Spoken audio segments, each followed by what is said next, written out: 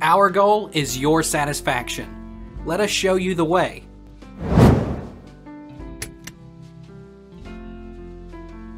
Why is Roblox not working on Xbox? Reboot the Roblox application and try again. Check for known server issues via the Roblox status page. Download and install any available game updates. Got to My Games and Apps from the Xbox home screen. Is Roblox on Xbox Series S? To play Roblox on an Xbox One, Xbox Series S or Xbox Series 10, you need to follow these steps to download and configure the game to use your account. Log into your Xbox with the Xbox account you want to use to play Roblox.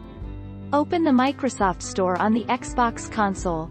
Search for Roblox and click Download. How do I fix error 103? In case you don't have a lot of saved content on your account, the easiest way to fix the error code 103 is to simply create a new account with Roblox with a date of birth of over 18 and use that one to sign in with your Xbox One console. How do I get rid of error 103?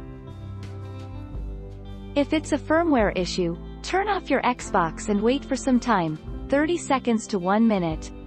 Then remove the power cable and then put it back in. Hold the power button of your Xbox One and then start the game again. When you do a power cycle, the Roblox error code 103 may not show up again.